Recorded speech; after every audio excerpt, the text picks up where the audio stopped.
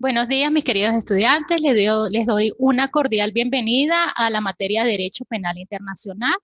En nombre del Instituto de Estudios Superiores, Investigación y Posgrado, les doy la cordial bienvenida. Vamos a iniciar con el módulo 1, que tiene que ver con los orígenes teóricos y antecedentes epistemológicos sobre el estudio del derecho penal internacional. En el módulo 1 vamos a hablar todo lo relacionado con los antecedentes del derecho penal internacional.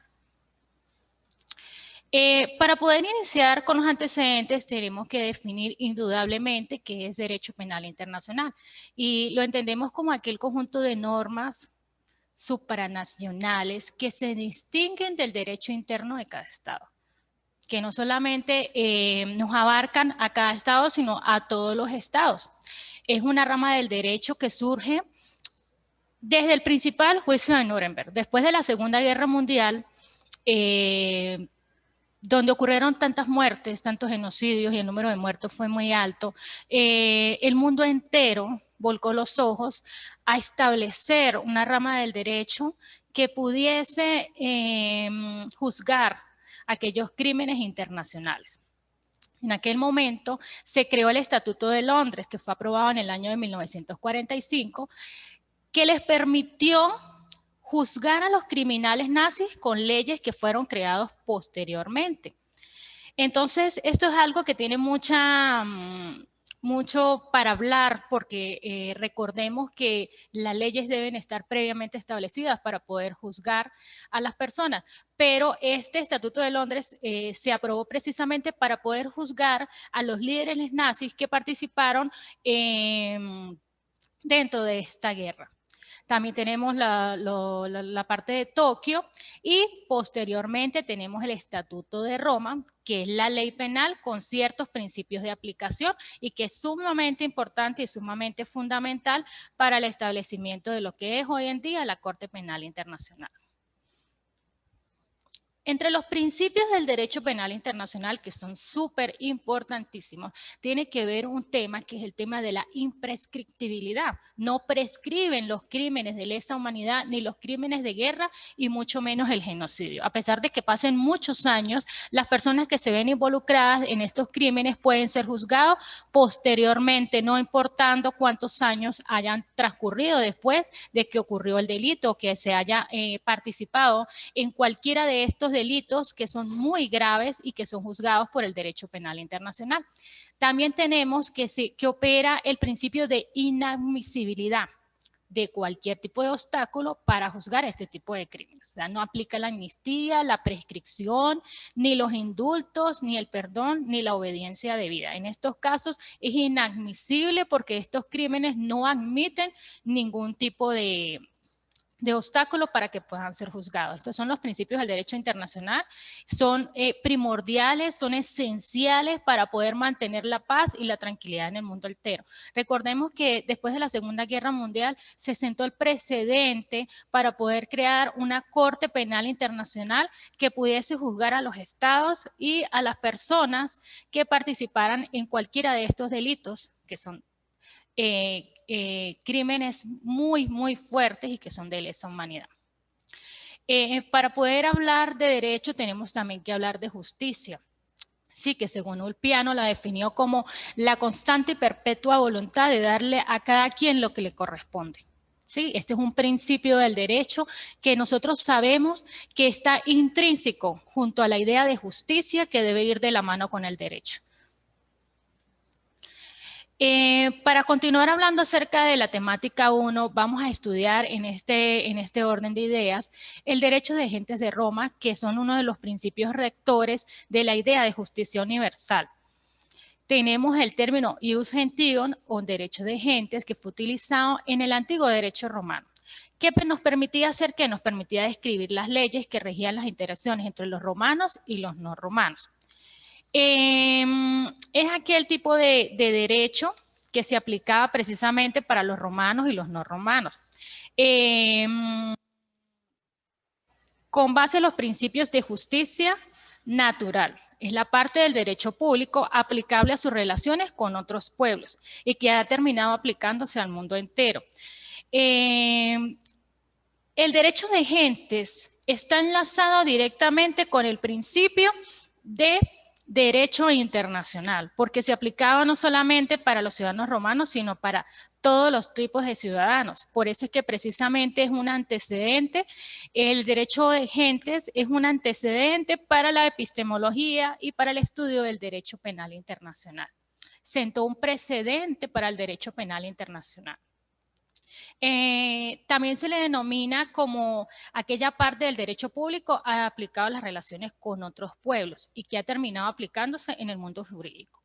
Dice que los romanos nunca usaron el concepto de Estado ni de nación en sentido estricto. El ius gentium era aquella parte del derecho romano aplicable a quienes no eran ciudadanos romanos. En este caso, pues, eran extranjeros. Dice que comprendía aquellas instituciones del derecho romano de las cuales podían participar no solo los cives ciudadanos, sino también los esterios, o sea, eran en este caso los extranjeros residentes.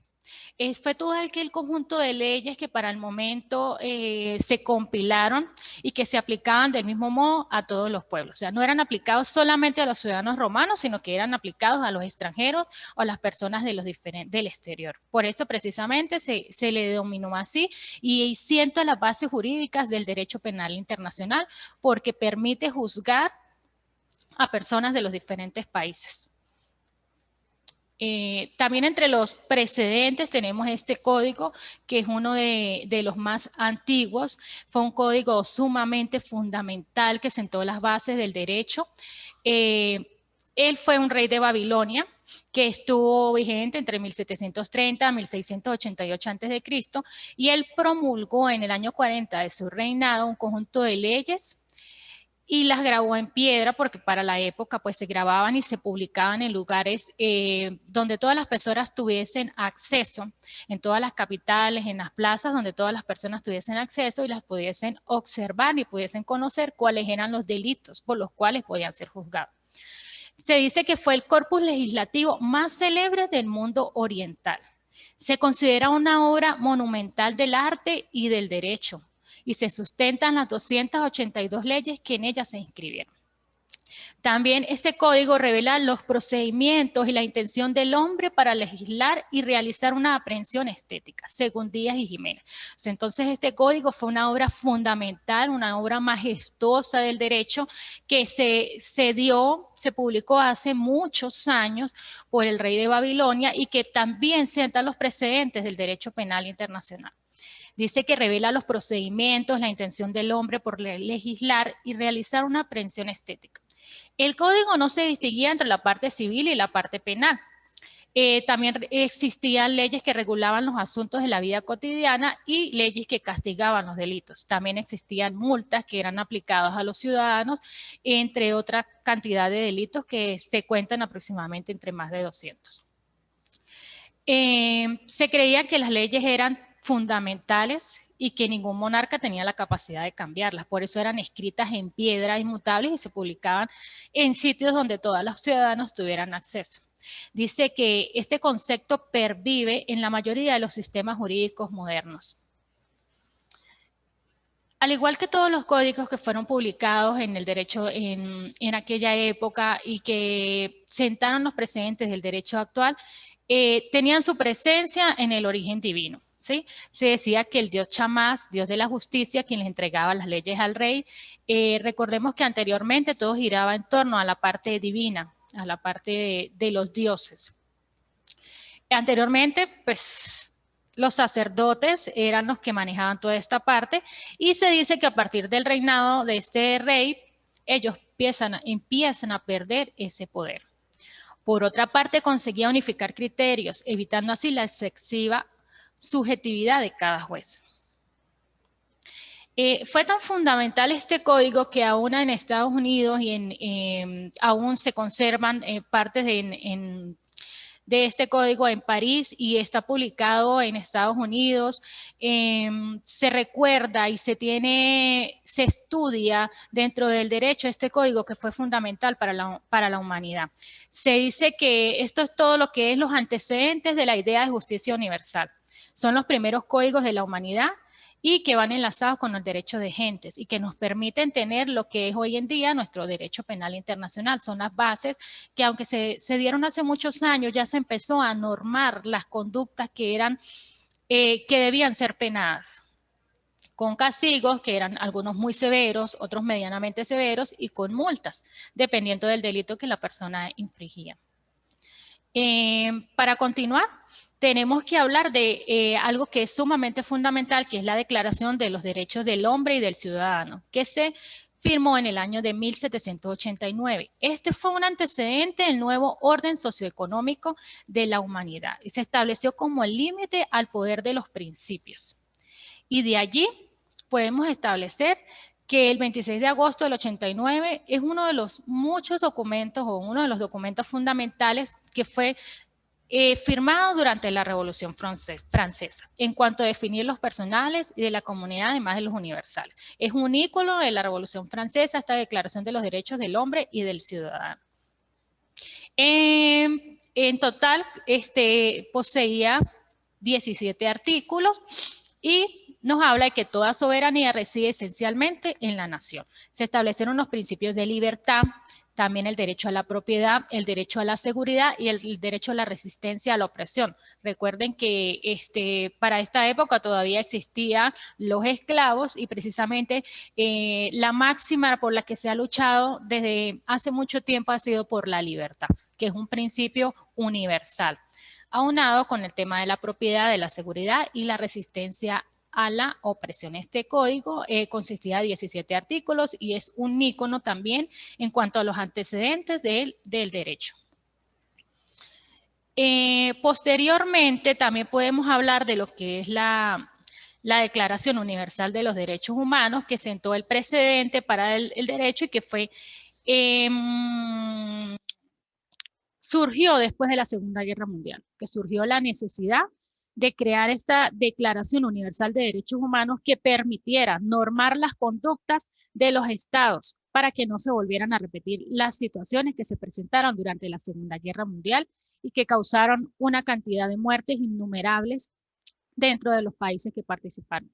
Dentro de esta Declaración Universal tenemos que afianza el principio de libertad, de igualdad, de no discriminación, del derecho a la vida, a la libertad, a la seguridad, la prohibición de la esclavitud, el amparo, la tutela en los procesos judiciales, el derecho al debido proceso y el derecho a la defensa, que son unánimemente van alienados con el principio de lo que es el juez natural y la imparcialidad.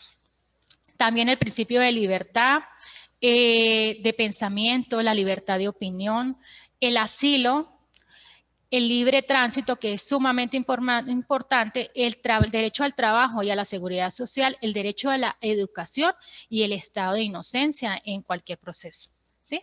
Estos son principios que están dentro de la Declaración Universal de los Derechos Humanos y que nos permiten afianzar los procesos de libertad de los seres humanos y que muchos estados los han firmado y los han suscrito precisamente y que dentro de sus constituciones pues ya han permitido, ¿sí? Introducir los artículos para poder estar dentro de esta Declaración Universal. Recordemos que esto se dio después de la Segunda Guerra Mundial porque fue una necesidad, precisamente para mantener la paz mundial. Al suceder la Segunda Guerra Mundial, también podemos, dentro de los antecedentes, vamos a encontrar lo que es la primera propuesta de Corte Penal Internacional de Moynier. Él fue uno de los principales fundadores del presidente y presidente del Comité Internacional de la Cruz Roja. Moynier luchó con muchos de los mismos problemas a los que se enfrentan los redactores de los estatutos en las conferencias. Hubo muchos aciertos, muchas carencias, tratando de crear un tribunal que pudiese juzgar a los ciudadanos y que quedara en la historia. Pero generalmente durante todo este proceso se juzgó con tribunales ad hoc que eran creados específicamente para cada tipo de delito que se iba a juzgar. Y ellos presentaron una propuesta de un tribunal permanente, ¿sí? Podemos hablar de esos tribunales ad hoc como el que se dio en el juzgamiento después de la Primera Guerra Mundial del Kaiser Guillermo II. Él fue donde se creó el Tratado de Versalles para poderlo juzgar. Es precisamente, tenemos un ejemplo de lo que es un tribunal ad hoc que fue creado única y exclusivamente para poder juzgar. Generalmente, pues, el vencedor juzga al vencido, ¿sí? Entre otros que se crearon posteriormente para juzgar delitos contrarios a las leyes de Dios. Desde hace muchos años, bueno, ya se venían creando ciertos tipos de tribunales ad hoc que permitieran juzgar. Pero la propuesta no era crear los tribunales así, sino crear un tribunal permanente que tuviese competencia de derecho a nivel internacional y que estuviese de la mano con el derecho humanitario. Sin embargo, dice que habría de pasar casi 4 siglos hasta que alguien considerara seriamente la idea de un tribunal internacional permanente. Moynier decía que una sanción puramente moral es insuficiente para contener las pasiones desatadas. O sea, que no solamente moralmente se tenían que juzgar a las personas, sino que se tenía que crear un tribunal. Y finalizada la Segunda Guerra Mundial, precisamente los vencedores crearon un tribunal que les permitió juzgar a todas aquellas personas que habían participado y habían participado durante el gobierno de Hitler y que fueron juzgados precisamente en la ciudad en Alemania.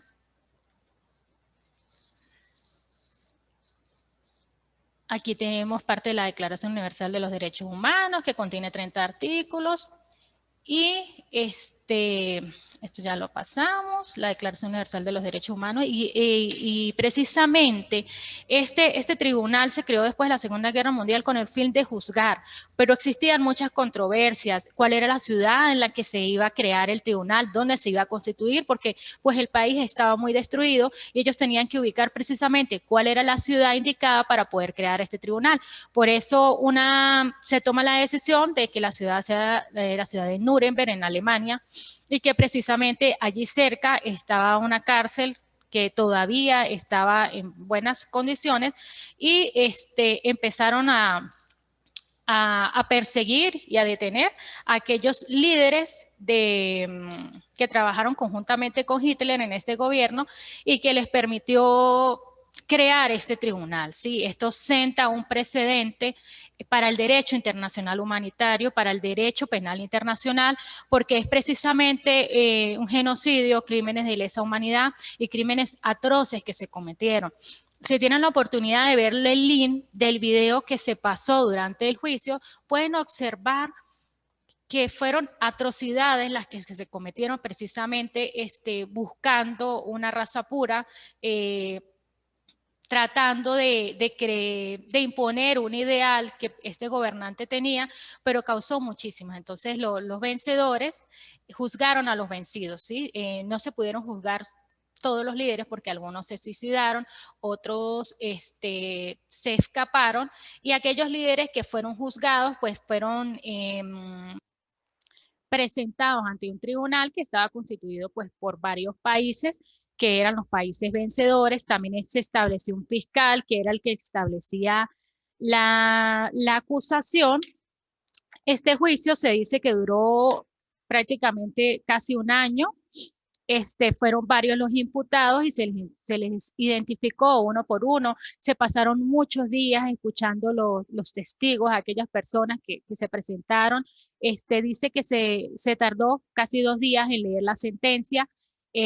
Uno de los líderes alemanes, precisamente después de que fue juzgado, él se suicidó en la cárcel donde se encontraba y se dice que algunos pues tuvieron penas de algunos años, otros tuvieron condenas a muerte, otras a presidio o a cadena perpetua y otros fueron absueltos. Entonces se dice que el tribunal fue imparcial, que se juzgaron a las personas de diferente manera de acuerdo al grado de delito que habían cometido y algo que pues con el que quiero finalizar.